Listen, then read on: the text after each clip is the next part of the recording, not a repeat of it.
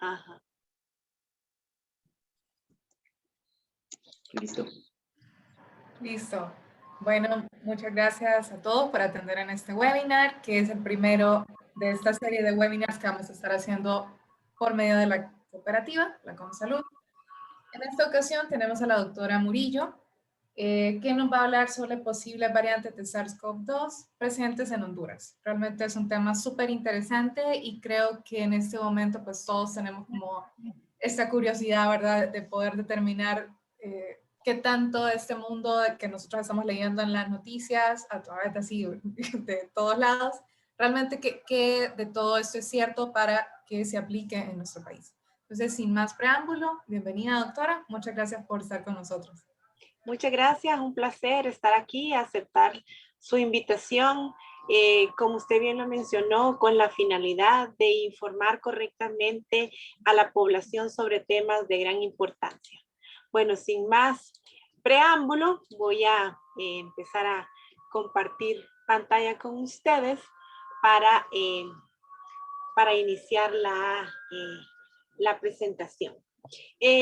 Como ya lo mencionó bien, en esta tarde vamos a hablar acerca de las variantes del nuevo coronavirus, el que nosotros conocemos como SARS coronavirus 2.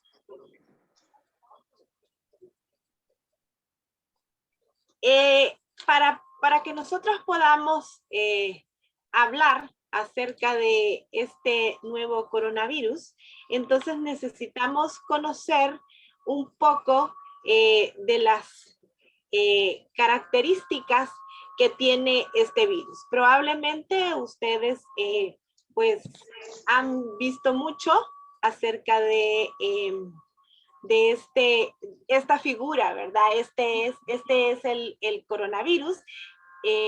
Visto a través de, aquí en su lado izquierdo, a través de una microscopía electrónica, y este es el esquema que se ha diseñado y que hemos estado usando por varios tiempo. Pues como les mencioné, para conocer un poco de las variantes necesitamos conocer acerca del virus.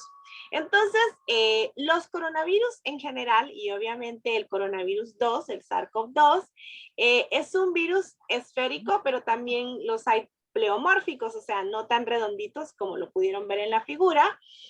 Son envueltos.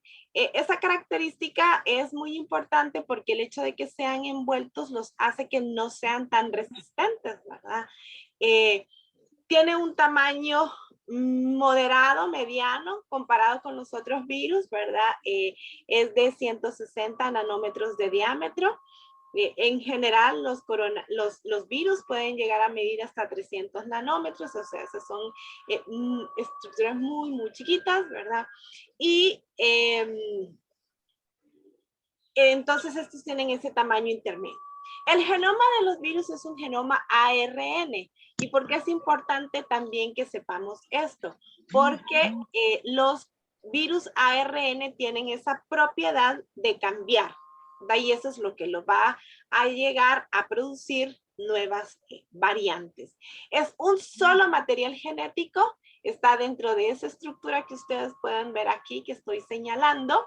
Es lineal y de sentido positivo. Los materiales genéticos pueden ser de sentido positivo, esa es la forma en cómo ellos realizan la replicación. Entonces, el hecho de que sea ARN positivo le facilita el proceso de replicación dentro de la célula. Luego tenemos que el tamaño del genoma, o sea, de esa estructura que está aquí adentro, es de 30,000 pares de bases, ¿verdad? O sea, las letras que componen el material genético. Tiene 16 proteínas no estructurales que le facilitan todas las funciones del virus para poder sobrevivir, replicarse, ¿verdad? Y ejercer todas las funciones dentro de la célula. Y también tenemos entonces 4 proteínas no estructurales que son los que conforman la partícula viral. Y ahí está, se les denominan así por letras, pero está la proteína S o la espícula, que es esta roja que ustedes pueden ver aquí. La proteína E de la envoltura, que es esta roja, ahí mismo se encuentra la matriz, y la proteína N, que es la de la nucleocápside, donde se encuentra el material genético. Esto es visto de otra manera, ¿verdad? Las diferentes proteínas, y como les dije, en esa estructura roja, ahí se encuentra insertado el material genético. En general, los virus son material genético, o sea, ARN o ADN y proteínas. Esas están metiditas ahí en esa cajita, y existen otros virus que pueden tener envoltura. No todos los virus tienen envoltura. Y bueno, estas proyecciones que en la otra figura eran rojas, en estas son amarillas. Estas son las importantes, las que van a cambiar, las que van a producir esas donde hay mayor variabilidad.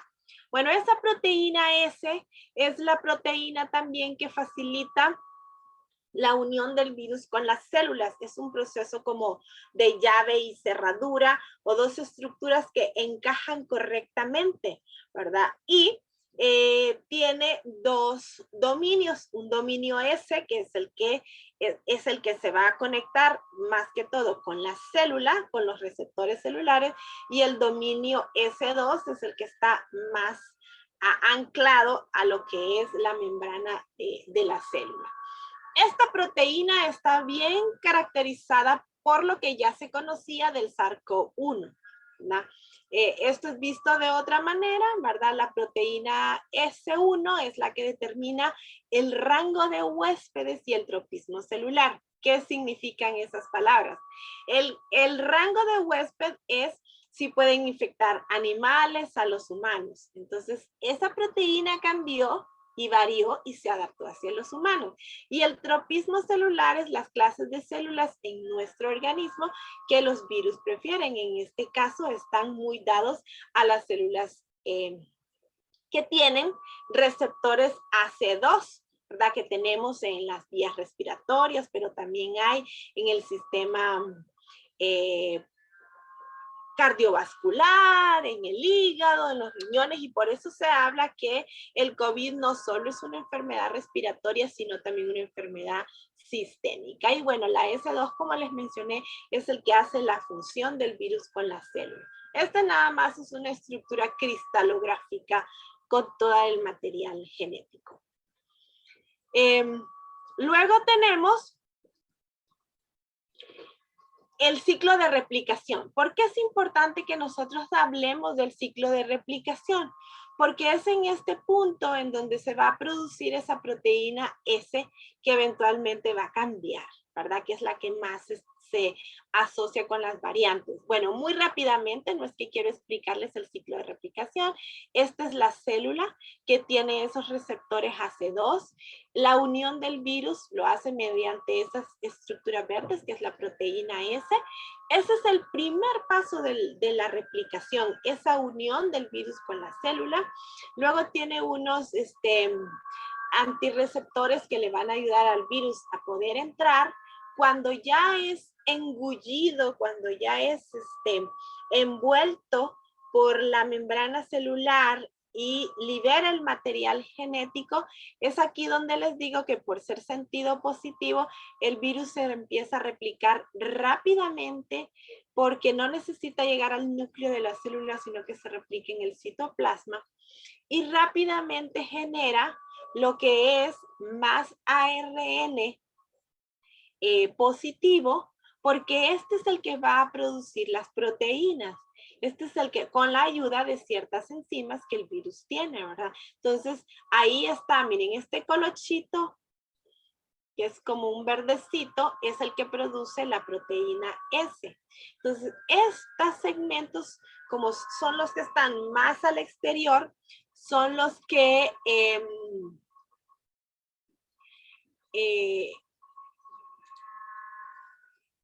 entran más fácilmente, ¿verdad? Y le permite también cambiar, porque son los que los anticuerpos reconocen, ¿verdad? Entonces, eso le permite cambiar.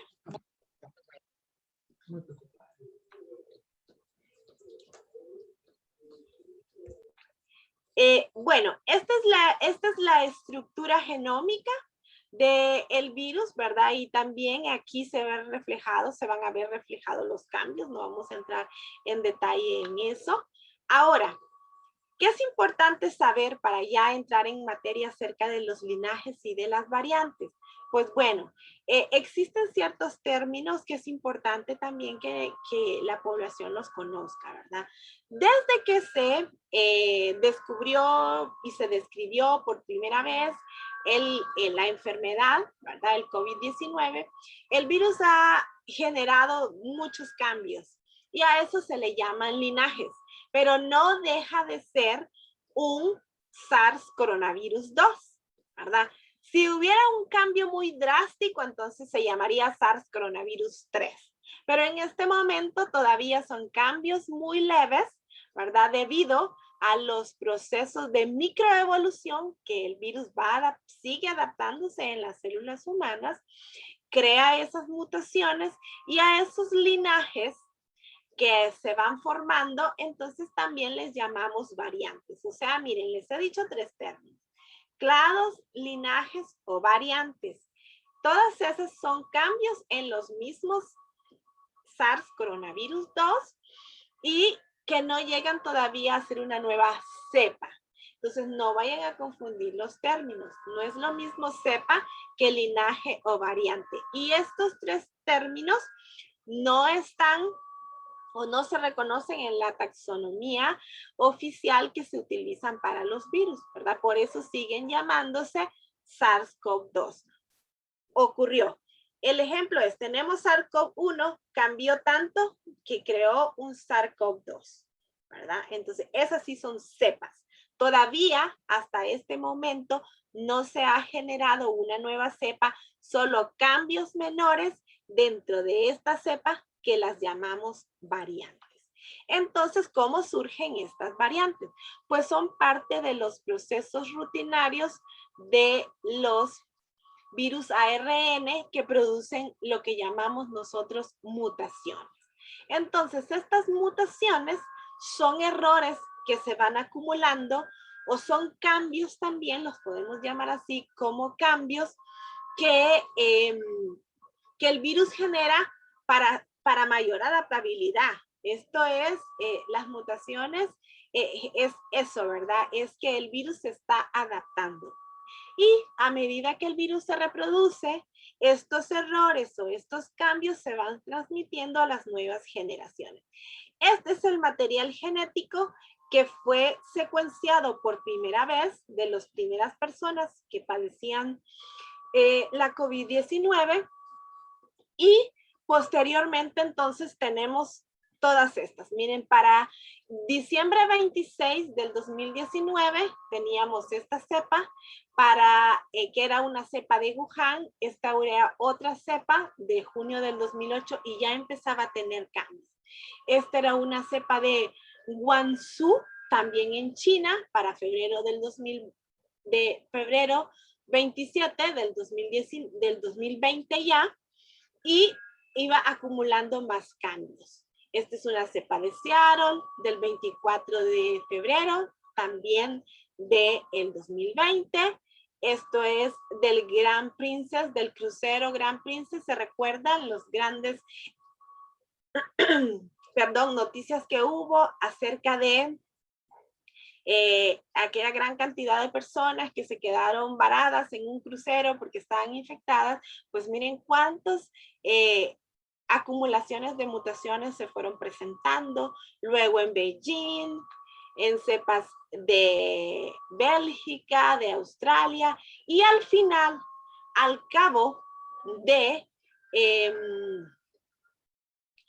prácticamente unos 4 meses, de diciembre del 2019 a abril del 2014, se habían reportado alrededor de 4.400 mutaciones, cambios en el material genético. Cambios que muchas veces se revierten, el virus no los necesita, se revierten y otras veces se mantienen. Y esto entonces es lo que tenemos, ¿verdad? Después de tener la primera cepa secuenciada el 26 de diciembre a abril del 2020, esas 4.400 mutaciones. Y vean que el largo de estas puntitas que ustedes tal vez logran ver es la mayor cantidad de mutaciones que hay en ese espacio. Recuerden que les dije que esto tiene 30,000 pares de bases.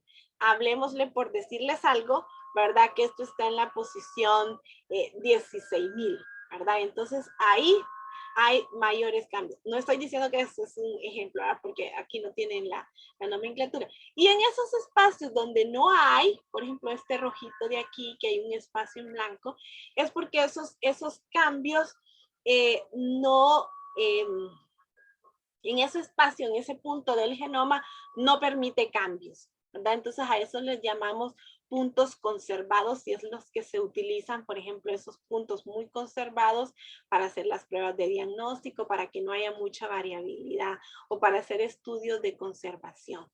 Bueno, entonces entremos en materia, conociendo ya todo esto, cómo es que se producen, porque las variantes se producen por mutaciones y se han venido acumulando desde que inició la pandemia. ¿Cómo se investigan? Pues haciendo estudios de epidemiología molecular. Y de acuerdo a la OMS y al CDC, se han clasificado las variantes del SARS-CoV-2 en 3, en variantes de interés, en variantes de preocupación y variantes de alta consecuencia. Las que más nos interesan a nosotros, obviamente, son las variantes de preocupación, porque esas son las que están circulando más y están teniendo efectos graves, pero es importante que conozcamos las otras. Y así, muy rápidamente, entonces, las variantes de interés tienen una definición de acuerdo a la definición del CDC, que dice que una variante es una variante con marcadores genéticos específicos que se ha asociado con cambios en la unión de los receptores. Vieron en la proteína S esas proyecciones que tiene el virus, reduciendo la neutralización de anticuerpos, o sea, como cambia, ya los anticuerpos no los identifican, generando también algunas y otros tipos de infecciones o no reducción en algunos efectos de la vacuna, mejor eficacia de tratamientos, impactos potenciales en el diagnóstico y también un aumento previsto de la transmisibilidad o de la gravedad de la enfermedad. Entonces, esto hay que estarlo evaluando, por eso son variantes de interés. Y lo que se hace entonces es estar evaluando que no vayan a agravar esta condición.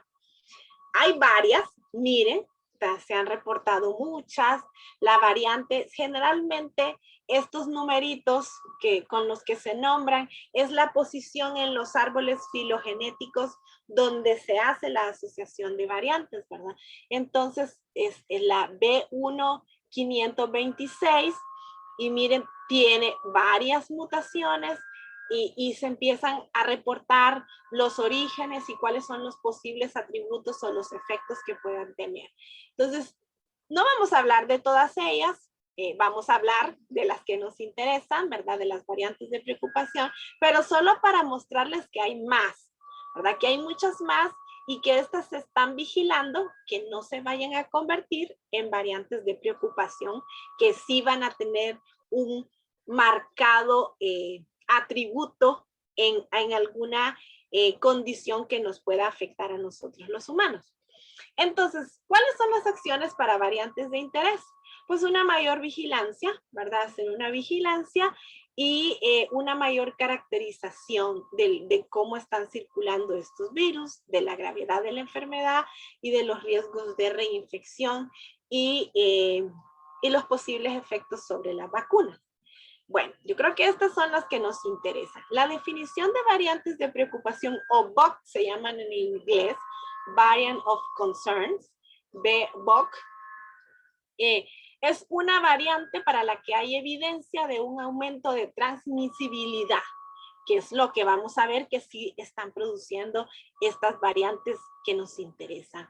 Hay un aumento de la enfermedad grave, reducción significativa para la neutralización de anticuerpos. Al ser los anticuerpos menos eficientes para contrarrestar el virus, por lo tanto vamos a tener mayor transmisibilidad y un efecto en la gravedad de la enfermedad. ¿no? Y también una menor eficacia en los tratamientos o vacunas. Esto que está aquí abajo es un poco lo mismo, ¿verdad? Hay que ver una evidencia de mayor transmisibilidad, de la gravedad. Son los atributos que están prácticamente relacionados con la definición. Estas son las variantes de preocupación que han sido reportadas y son las que más circulan. Ahí falta una, ya les voy a mencionar. Está la variante o linaje B1.1.7, que fue descubierta el año pasado, en septiembre, en el Reino Unido, ¿verdad? Y que ya está demostrada que incrementa la transmisibilidad y la severidad de la enfermedad. Las personas que se contaminan, se infectan con esta cepa, pueden tener enfermedad severa. Luego tenemos la B.1.351, que es la que conocemos como la variante sudafricana. Se descubrió también en octubre del 2020 y también tiene un incremento en la transmisibilidad, en la severidad y una posible reducción del efecto sobre las vacunas. Y la P1, que es la que se descubrió en Brasil en diciembre del año pasado, esta tiene también marcada incremento de la transmisibilidad, posible incremento en la severidad y en la reducción de los efectos de las vacunas. Entonces, por eso es que hablamos nosotros que los procesos de vacunación deben de ser masivos y rápidos para que estas variantes, si circulan en menor cantidad, no sean la variante que circule en toda la población. Seguidamente también surgió el año pasado, también en octubre, la variante de preocupación 617, B1.617, ya la vamos a ver, no está en esta figurita, que es la que se descubrió en India y que también tiene incremento en transmisibilidad, severidad de la enfermedad y posibles efectos en la reducción de la vacuna. Esto es lo que sucede. Miren, esta fue la primer cepa que cambió después de tener la cepa original secuenciada. Esta fue la primera que cambió.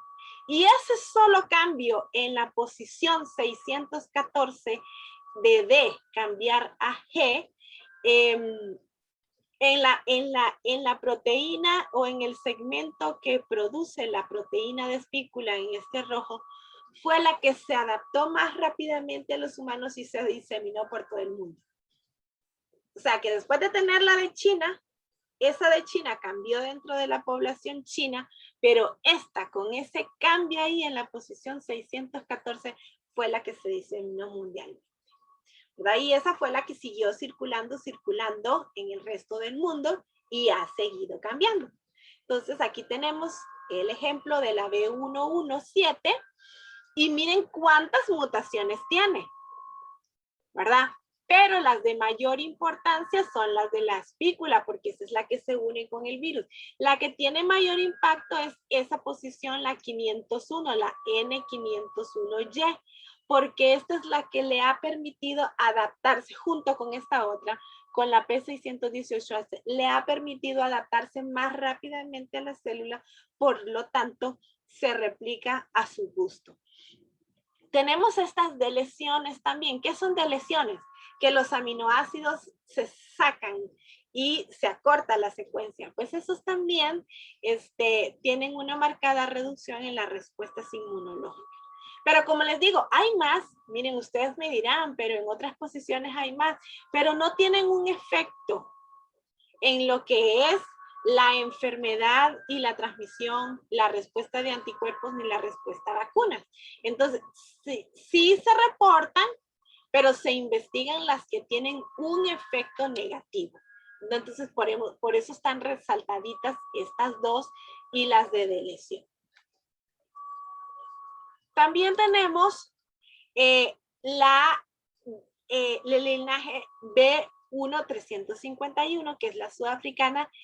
Esta cambió, siempre tiene la 501, pero también tiene la K417N y la E484K. Si ven, son otras, pero el impacto es más o menos el mismo. ¿verdad? Es más fácil transmisión y reducir las respuestas inmunológicas. Y estas otras, que también están, pues no se han demostrado mayor efecto en los humanos. Esta es la del linaje de Brasil. A la OMS, pues no le gusta que uno llame mucho los países de origen, ¿verdad? Pero realmente ahí fueron donde se reportaron y nosotros las conocemos más así, ¿verdad? Con esos nombres. Y es el linaje P1. De ahí está también, mire, es muy parecida a la sudafricana, pero déjenme decirles que a pesar de que están en las mismas posiciones, estas variantes se originan independientemente en esos países. Por eso es que se llaman linajes diferentes a pesar de que tengan las mismas mutaciones, ¿verdad? No es que alguien por decirles algo, de Sudáfrica vino a Brasil y transmitió esta. No, esta surgió solita en la población de Brasil y lo mismo sucedió en la población de Sudáfrica, ¿verdad? Con la 351. Tenemos esta otra que no se las mencioné anteriormente, pero está descrita en la referencia donde la tomé y que es una variante de preocupación importante para nosotros en Honduras porque es una cepa que está circulando en California, ¿verdad? Y ustedes saben la cercanía que nosotros tenemos con Estados Unidos. Entonces, y esta es, no encontré una que tuviera todas las mutaciones, pero esta es la mutación de mayor importancia que también tiene relevancia con la transmisibilidad, ¿verdad? Y bueno, también existían las variantes de, bueno, no, esto es siempre siguiendo con las variantes de preocupación. ¿Cuáles son las acciones que debemos de tomar entonces con estas variantes? Que pueden ir surgiendo más, ¿verdad? No les mostré la de India, pero y esta otra también de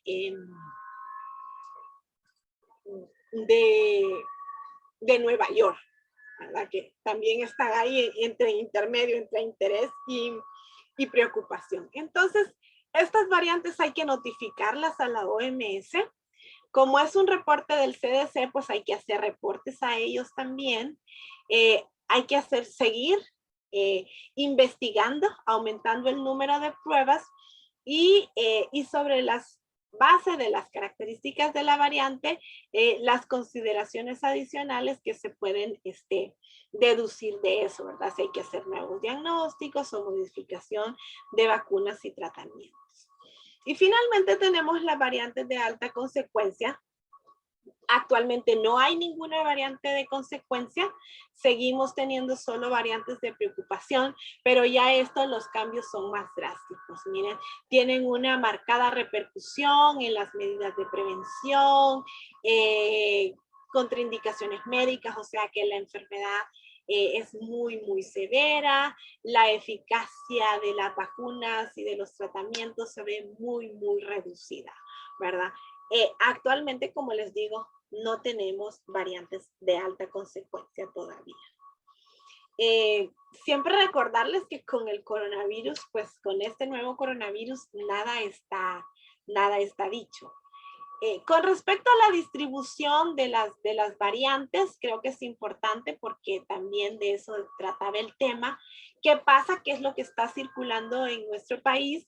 Déjenme decirles pues que todavía no tenemos el reporte de exactamente cuál es la que está circulando, ¿verdad? Pero sabemos que está circulando. Entonces, pero como no se ha reportado cuál es, entonces estas son las estadísticas. Miren, esta es la estadística que reporta la Organización Mundial de la Salud para el 11 de mayo sobre la variante del Reino Unido, la B117, en donde hay, en todo lo que estén en anaranjadito, ¿verdad? 137 países han reportado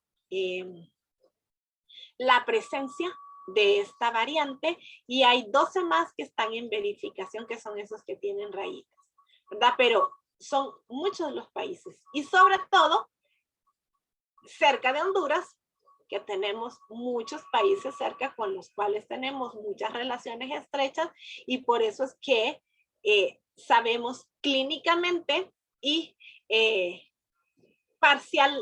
parcialmente a través del laboratorio que sí tenemos variantes. Esta es la variante sudafricana, ha sido verificada en 84 países, 18 están en confirmación, igual Honduras no ha reportado nada, pero tenemos el mismo patrón.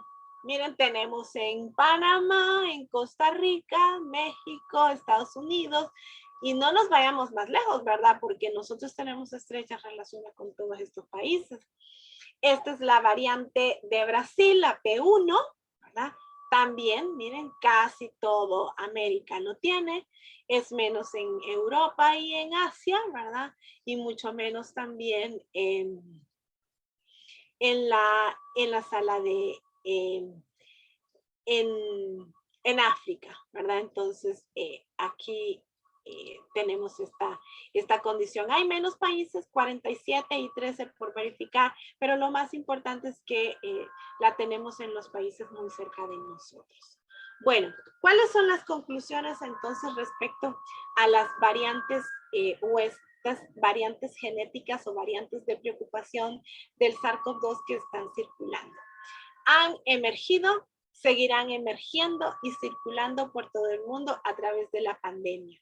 ¿Qué es lo importante en esto? Es que mientras no se disminuyan los casos de COVID-19, de la enfermedad de infección en los humanos, entonces van a seguir apareciendo más variantes porque ya les mencioné, es parte del proceso natural de de estos virus, el cambiar. Ellos se están adaptando, estos procesos naturales evolutivos de adaptación, como los podemos hacer nosotros los humanos, ellos también lo hacen. Se ha demostrado ya una mayor transmisibilidad. Las variantes son significativamente más infecciosas. Eso significan esas variantes.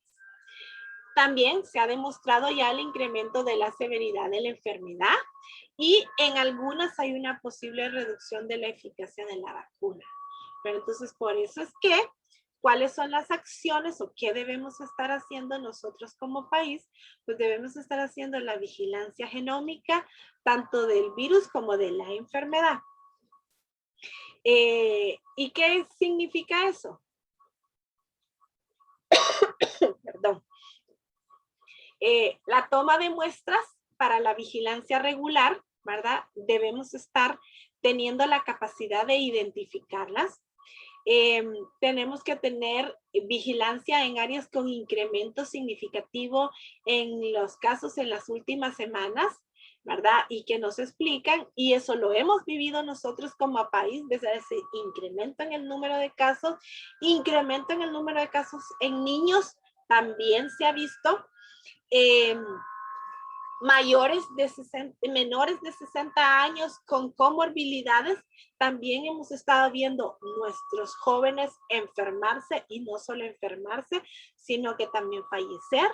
Casos con personas completamente inmunizadas o donde se confirme reinfección, ¿verdad? Ya estamos nosotros en los procesos de inmunización, entonces tenemos que estar evaluando que los que ya han completado la inmunización no se reinfecten, ¿verdad? Y si se están reinfectando, entonces es muy indicativo de que puede haber una cepa diferente. Y también pues los antecedentes de viaje en los últimos 14 días, eso es importante, ¿verdad? Porque si ya vengo yo con el virus de otro país y específicamente he estado en estos países donde hay, que como vieron, es muy probable, porque la mayoría está en casi todos los países, entonces, pues, existe la posibilidad que me haya infectado o que las personas se hayan infectado en esos otros países. Bueno, sin me queda más que agradecer la atención y pues vamos a dejar abierto para consultas o preguntas.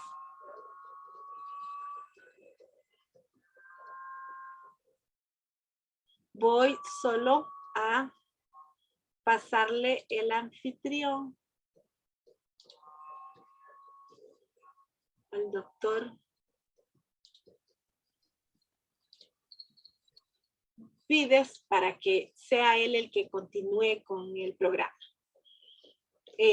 Déjenme ver si logramos encontrar aquí alguna consulta, alguna duda que tengan. Bueno, doctora, creo que ahorita algunos minutos para que puedan hacer preguntas y después tengo algunas preguntas que hacerle. Claro, claro.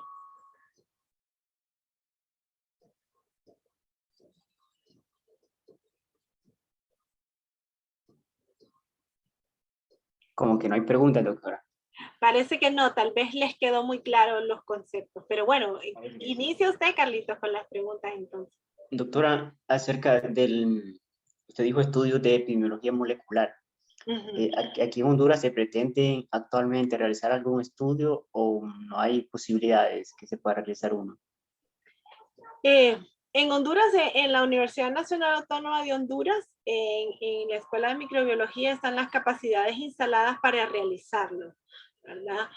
La Secretaría de Salud está realizando también una parte del proceso. ¿Qué significa hacer estudios de epidemiología molecular?